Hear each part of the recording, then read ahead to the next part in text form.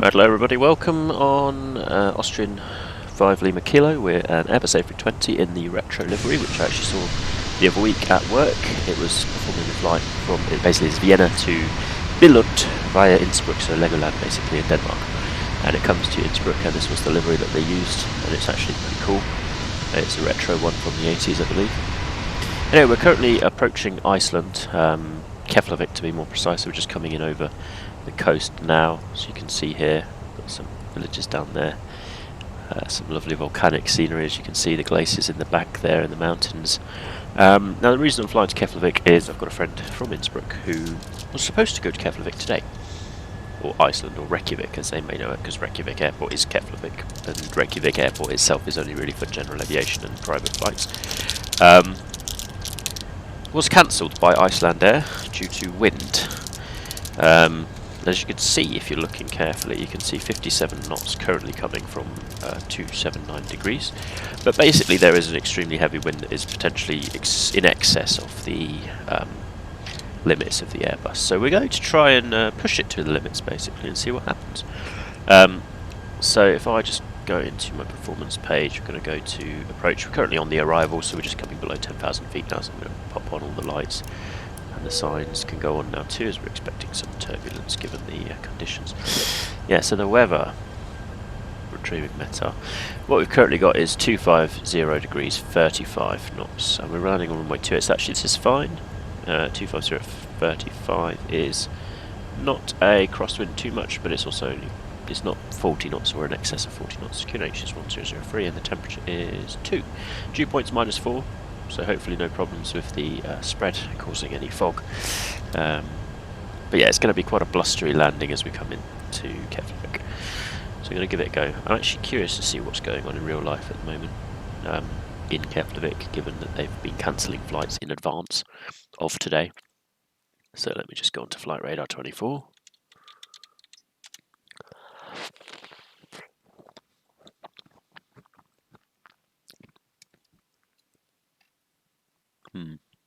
Iceland's looking a bit.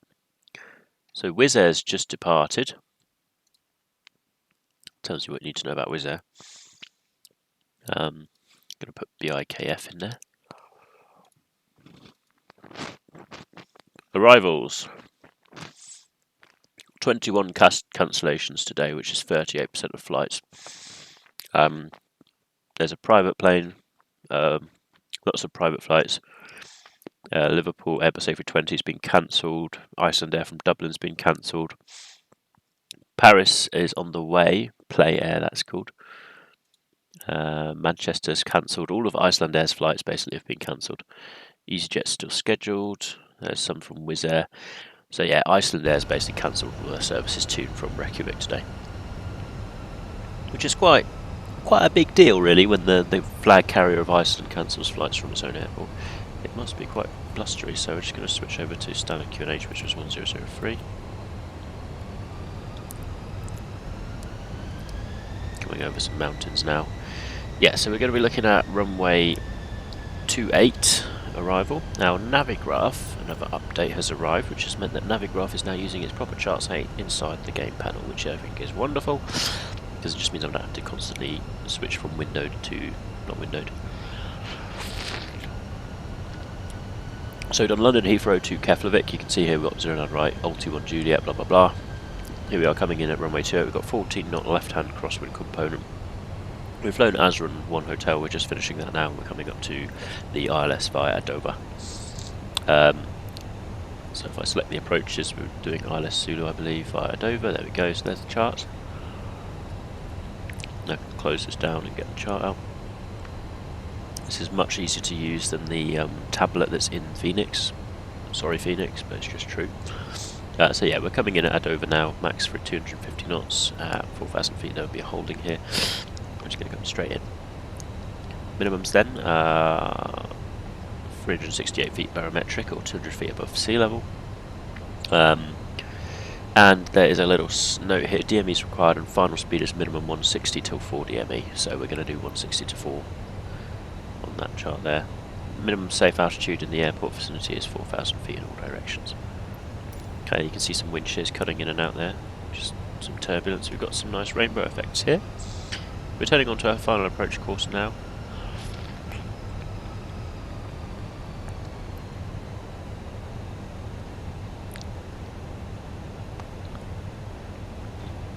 I'm just waiting for the RNAV, not the RNAV, the vertical deviation of the localizer to pop up on the screen. It's not quite doing it yet. So approach mode has just been engaged, I believe. I'm going to confirm that now and engage it now. Okay, so localizer's armed with nav as we're turning left anyway. Okay, runway's in sight. I can just about see the flashing beacon at the beginning end of the runway. There's the glide path, so I'm going to arm approach. Glide path's here at 15 DME. Speed is minimum 160 until full.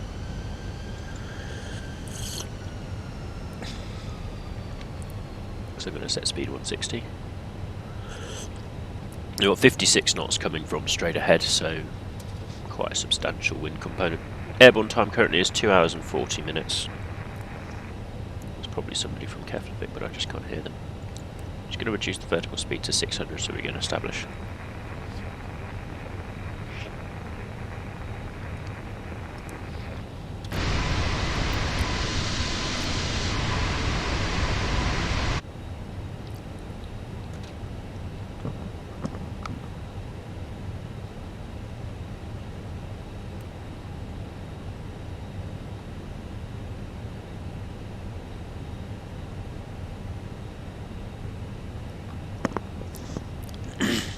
Keflavik traffic, Austrian 5 Lima Kilo is 13 miles, runway 28.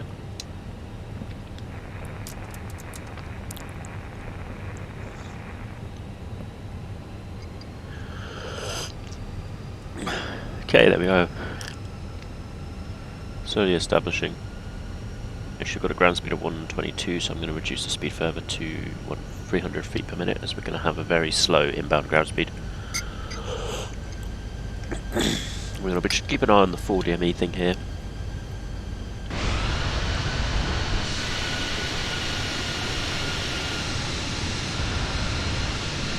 Must be a glacier. Yeah, that's a glacier. It's insane, actually. The road goes across the glacier. Wow.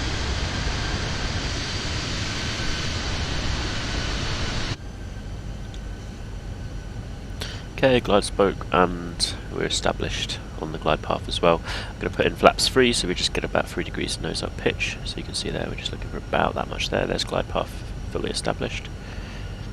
I'm just sitting now about 400-500 feet per minute. I'm just going to look on the map actually, because we've just kind of must be coming past this piece here. Yeah, so I'm going to do satellite. Yeah, we're between Reykjavik and Keflavik now, so Reykjavik is actually just back there somewhere. 10 miles to go, ground speed's 122. Google Maps, you're going to tell me if that is an actual glacier there.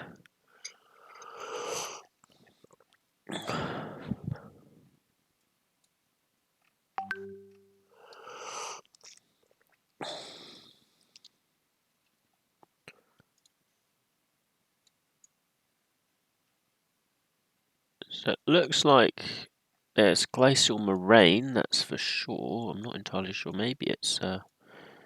Let's have a look. It does look quite bleak. There we go, 8 miles to go. We're established and stabilised. We've got 50 knots of headwind right now.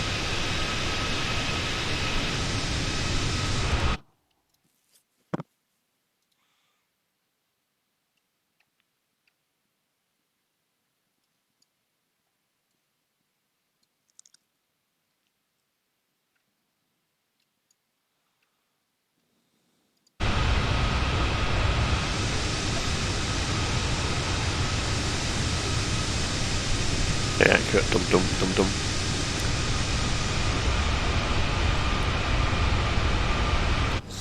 .3 miles gear down. Auto brake medium. Or shall we use low? flow today. Okay, let's get down. We've got 2 greens, 3 greens. I'm going to set 4,000 feet minimum safe. The missed approach today is basically straight ahead to 4,000 feet, await ATC instructions, so nothing too complicated really. We're nearly fully established, not fully established, we're fully established, we're just not quite fully configured. So I'm going to throw in the last flaps at 5 DME, and you can see the crests of the waves are forming a very nice wind effect there. We've got 50 knots still from ahead. As we drop below 1,000 feet, that'll start to reduce basically due to friction with the surface. So if you've looked into fluid flows ever before, you may know that there's this thing called the boundary layer. Basically has a fluid speed of 0, so basically at the surface the speed of the fluid is 0, and it increases as a kind of exponential function as we get towards the middle of the flow, and then it decreases again. So for example, if it was in a pipe, then it'd be kind of like a spherical bulge of speeds. So the speed is fastest in the middle and the speed is slowest at the edges. So as we get closer to the ground, basically due to fluid mechanics and aerodynamics, we're going to have a slower wind speed. But not by much, only about 10-15 knots less today, as obviously we're never going to be quite against the surface, we're always going to be a little bit above it, and the gradient of the speed is quite large. We've got a very high speed up here, so that means the speed's got to go from 0 to 50 within 1,000 feet, so it could be quite hectic. But it's looking incredibly stable for now. Let's arm the spoilers. There we go, below 4 DME, set the flaps full. And there we go, as you can see the GS Mini's keeping our speed at 155 knots, purely because, yeah, we've got 50 knots of headwind. If we suddenly lose all 50 knots of that, life's going to be bad, basically, as this is going to drop down by about 15 knots as we get closer. So we're just dropping below 1,000 feet now. This is where we'd expect the wind to change. Now I've had this at Innsbruck before. I've been on 5-6 mile final into runway 26 with 30 knots showing on my display, and as we've gotten closer that's just improved. And for example, I've been given wind calm, clear to land, and looked at my thing and gone wind 25 knots and gone, that's not quite wind calm. But by the time I got down there it was all gone. So yeah, it's very true that it does actually happen like that. So as you can see, the wind's now starting to drop. I'm going to switch over to manual flying.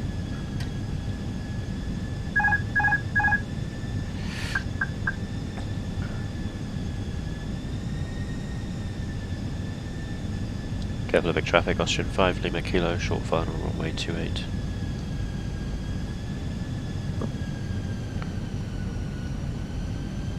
It's coming from the left now, right, so I'm just going to 500. start.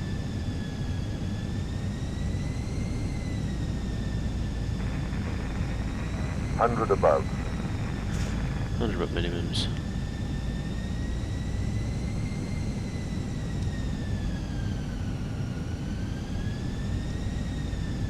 Minimum.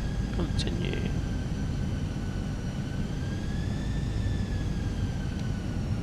$100.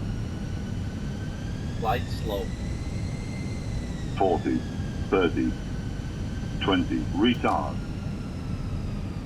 5.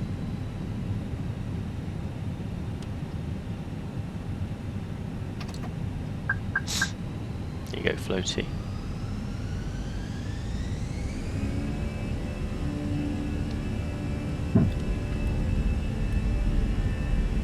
So yeah, we're just going to go around now and give that another go.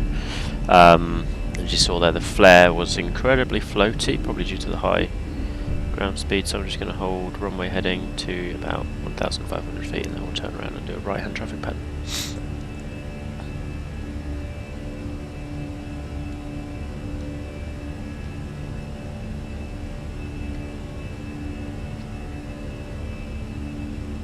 Left-hand traffic pattern I've just decided, because I'm a left-hand pilot and it's standard.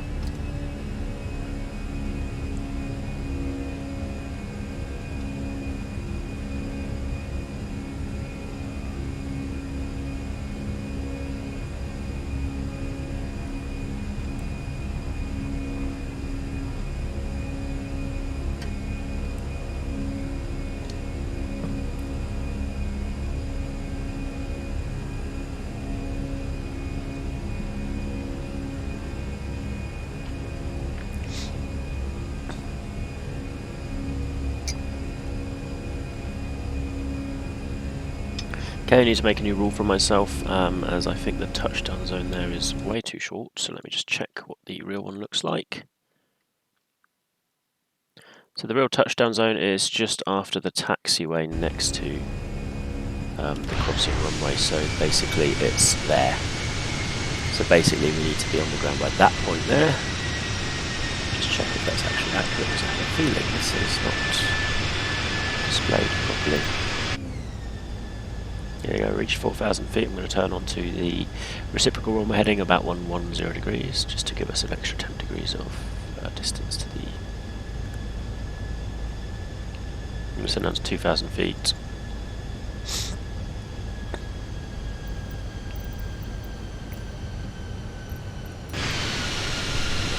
Let's go with the drone speed really fast.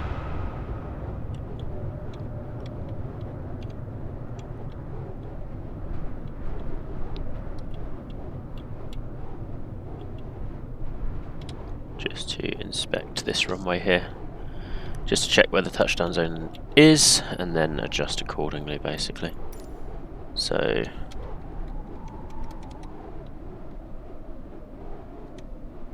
yeah, the end of the touchdown zone is far too soon, so I went around unnecessarily, potentially. So basically, the actual end of the touchdown zone is here. If you look on Google Maps, you'll see that too.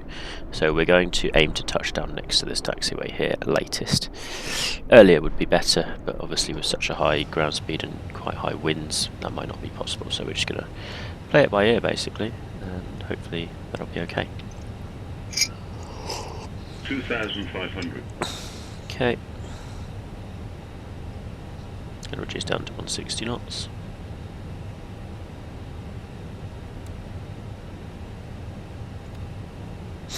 Now the procedure is also from 1,800, so I'm just going to descend to 1,800. That's going to be about a 5-mile final.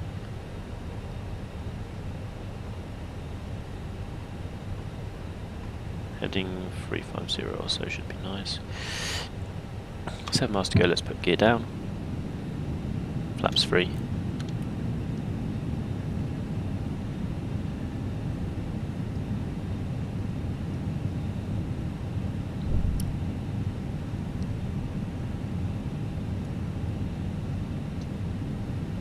Gear down 3 greens.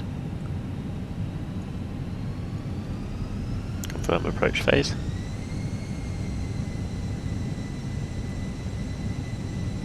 Okay, we can make a visual approach from this point.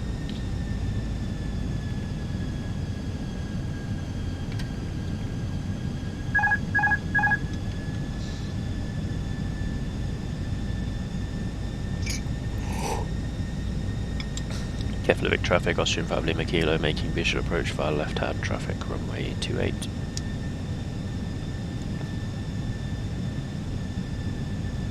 So we're going to try and avoid flying over the populated area here. We've got 50 knots, so I'm going to point quite a bit to the left actually. I'll fly over this building here, and then we're going to follow it into there. And use the coastline basically with visual, so we're going to fly visual approach.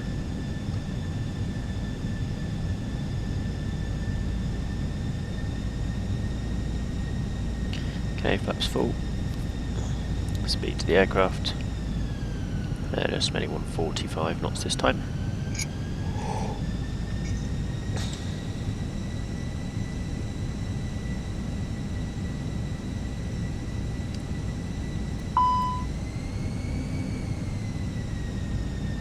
So I'm going to use manual thrust as well. Flaps full.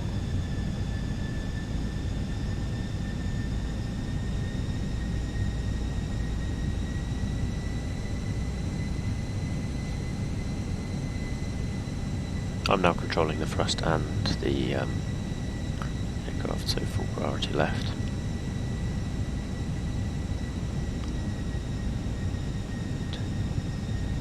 Okay, we can descend on the glide path now. 5 times 113 is about 560, 600 feet per minute. So we're going to kind of stabilise at 600. Okay, a little bit more, a little bit less power. As you can see, we're creeping a bit too high. So Airbus, unlike general aviation aircraft, we fly using power and stick rather than, stick for speed and power for altitude. Whereas in a jetliner, it's more both at the same time. as they kind of more directly affect each other. Right, so just going to turn left now onto the final runway heading. I'm happy with the speed. I've got wiggle room basically between that triangle and the stall speed of the orange bars on the left there. So I'm basically just going to be wiggling between those two areas, and actually want to be as close to the stall speed as possible when I touch down, but without being unsafe in terms of airspeed. 1,000. So you go, you can see dipping below the runway there, so I'm adding power and pitching up at the same time just to kind of bring that back under control. Okay, there we go, that's back, so power comes off and then the pitch slowly comes down, also as like a side effect of the power. Keflavik traffic, Austrian 5 Lima Kilo, short final, runway 28. Bit less power. A little bit too high, let's lift it back down there. And this time we won't go around if we're before that last taxiway. So thanks, but MK Studios, you need to sort out the runway touchdown zone markings at Keflavik, please. A little bit from the left now, wind's going to cut off slightly. Going to bring the speed back down now. Should also help us with the descent rate there slightly. 500. A little bit more power, get back to 60% M1. 100 above.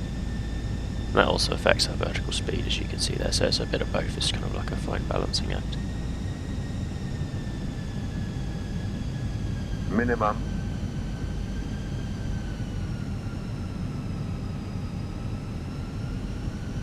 $100. Light slope. 40. 30. 20. Retard. 10. 5. There you go, touchdown.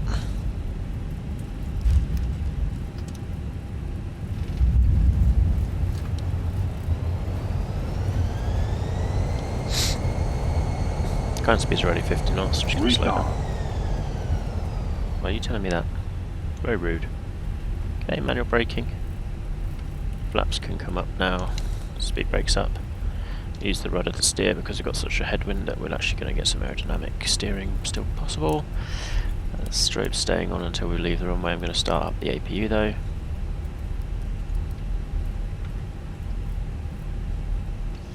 Okay, what was the landing rate then? So we've got to go around there, and then followed by a landing at 192 feet per minute of 1.02 G. Now I would really want to use this taxiway, but I don't think that's a good idea given that that taxiway looks somewhat closed. Give it a go anyway, it takes us straight to the terminal.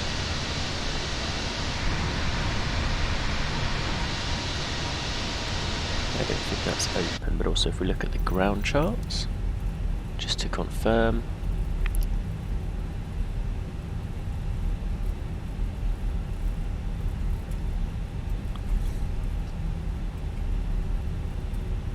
No, taxiway C2 it is still usable, but I don't think it's usable for my aircraft.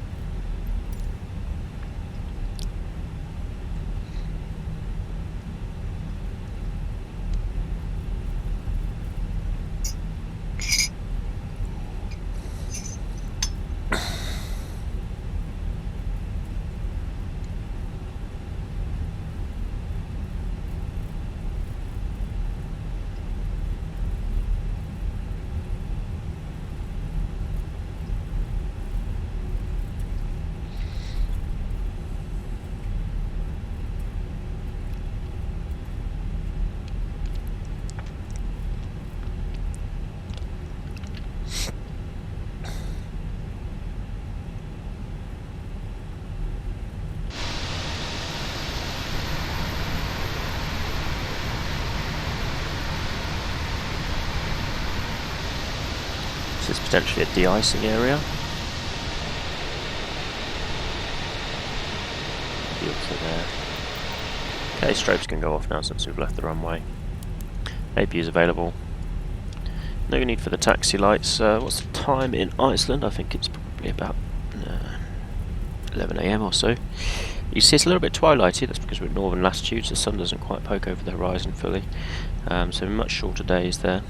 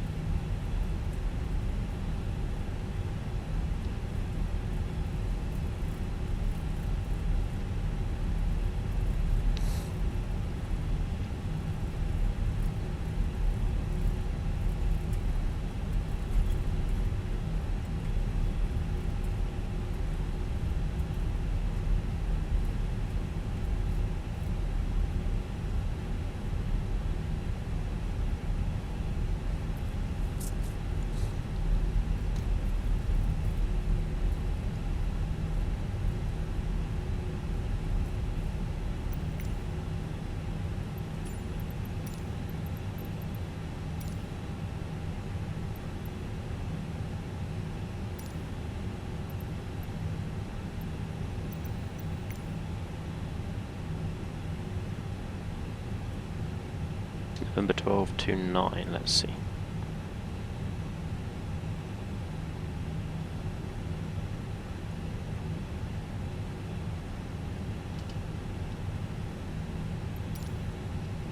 There we go.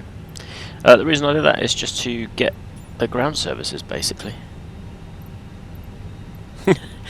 It just means that you've got a man there who marshals you in and stuff like that. And actually, yeah, I could probably just get GSX, but, you know, I haven't heard much good about it yet.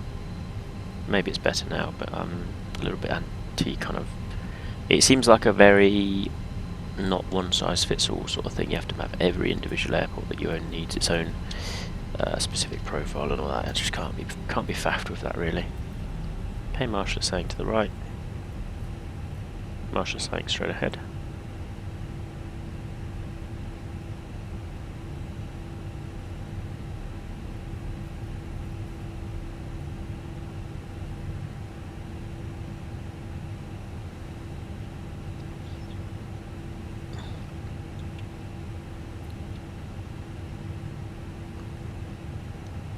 Please tell me... Oh, there we go, good.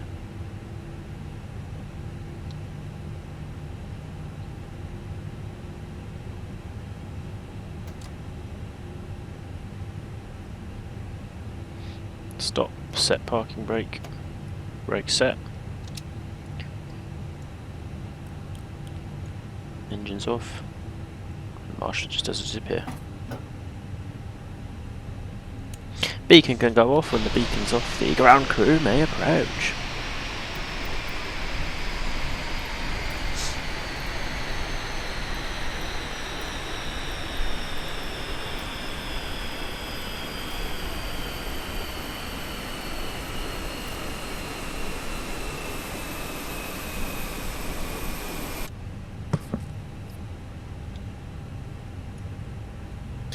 Deboard. There goes a flight report from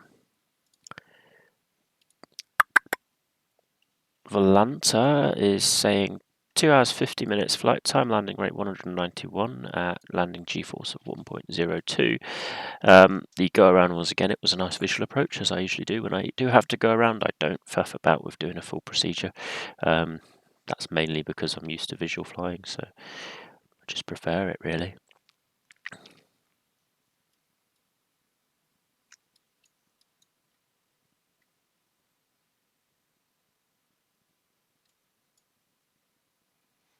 Yeah, so there we go. Go around, windy conditions, visual approach, runway 28 at Keflavik. And here we are with MK Studios Keflavik International, and I departed from IndyBuild, recently updated Heathrow, which was absolutely... It looks stunning. Performance-wise, I think there's still some issues, but there's better ground textures, and they've also incorporated a lot of these those kind of flat images that look 3D because of the way they change as you look at them from different angles. So that's quite cool. Yeah. There you go, and then a little bit of an introduction to Charts 8's in-game panel. So it's basically the exact same as the external thing, just a little bit simpler if you're in the game. There you go. Hope that was all informative and fun.